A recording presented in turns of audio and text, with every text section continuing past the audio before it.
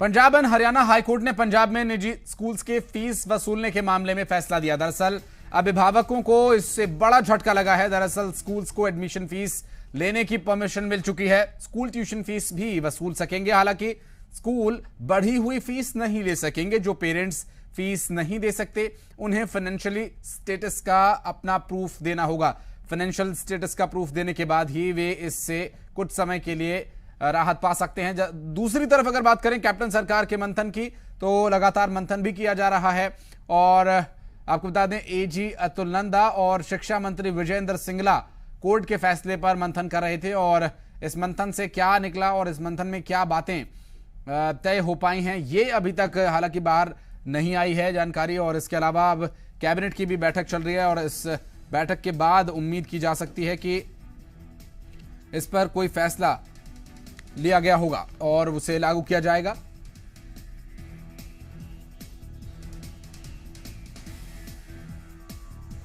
और नितिका हमारी संवाददाता इस वक्त फोन लाइन पर मौजूद है। नितिका, अगर बात करें इस फैसले की, तो ये अभिभावकों के लिए कुछ झटका जरूर है, लेकिन अभी सरकार के स्तर पर जो बातचीत हुई, क्या उसका भी कोई परिणाम सामने आया अब तक?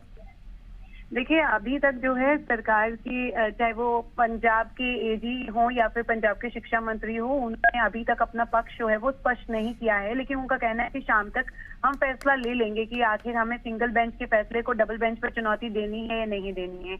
क्योंकि कहीं ना कहीं सरकार के लिए भी ये झटका जरूर है, क्योंकि अभिभावक खुश नहीं होंगे तो सरकार के खिलाफ उनका रोष प्रदर्शन जो है वो लगातार जारी रहेगा।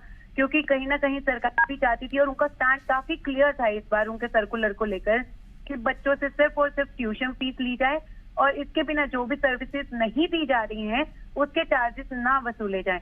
लेकिन कोर्ट ने एडमिशन फीस, ट्यूशन फीस के साथ साथ एनुअल चार्जेस लेने की भी अनुमति दे दी है। इसके साथ ही ये कहा है कि अगर कोई और सर्विस भी दे रहे हैं तो उसके चार्जेस भी वसूल सकते हैं।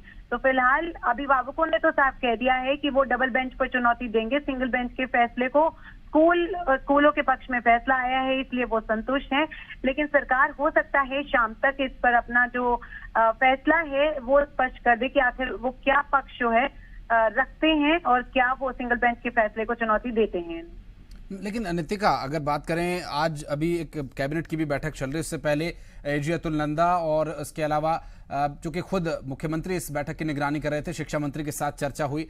इसका प्रभाव अभिभावकों को सीधा सीधा तो नहीं मिलेगा, लेकिन डबल बेंच में यदि इस पूरे मामले को लेकर याचिका लगाई जाती है, इस बीच का समय जो है वो अभिभावकों के लिए थोड़ा कंफ्यूजन वाला रहेगा। तो वैसे में जमा कराएं या नहीं कराएं, इस कंफ्यूजन की स्थिति का क्या हाल है फिर? बिल्कुल आशीष, यही कारण है कि अभिभावकों के वकील से जब हमने बात की तो उन्होंने कहा कि वो अगले हफ्ते ही हाईकोर्ट का मूव करेंगे, क्योंकि ज्यादा वक्त नहीं है अभिभावकों के पास। पहले ही स्कूल जो है लगातार अभिभावकों को मैसेज कर रहे थे कि फीस भरिए, नहीं तो आपके बच्चे का नाम जो है वो काट दिया जाएगा स्कूल से।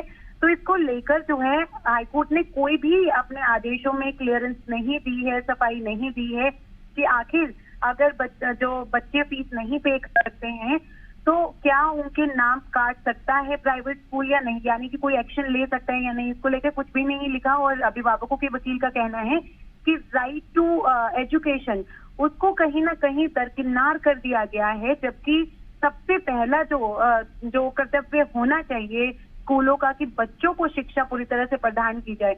यहाँ तक कि हाईकोर्ट के आदेशों में ये तक कहा गया है कि अगर लॉकडाउन के दौरान जिन स्कूलों ने ऑनलाइन क्लासेस नहीं भी दी उनको वो भी फीस जो है वसूल सकते हैं। इसको लेकर भी कहीं ना कहीं अभिभावक जो हैं वो गुस्से में हैं। उनका विरोध जो है वो देखते ही बनता है, क्योंकि उन्होंने साफ तौर पे ये कह दिया है कि वो डबल बेंच पर जो है चुनौती देंगे सिंगल बेंच के फैसले को। अब ये फैसला चुनौती देने तक अभिभावकों के लिए क्या इसमें कोई राहत होगी या नहीं होगी, इस पर भी हम आगे अपडेट लेने के लिए फिर आपके पास लौटेंगे। नितिका, बहुत शुक्रिया फिलहाल आपका इस तमाम जानकारी के लिए, हमारे साथ जुड़ने के लिए। नितिका महेश्वरी हमारी संवाददाता, जो कि बता रही हैं कि अभी डबल बेंच में इस फैसले को चुनौती दी जा सकती है और देखना होगा कि क्या इस चुनौती का असर होगा और कब तक ये डबल बेंच के पास मामला पहुंचता है।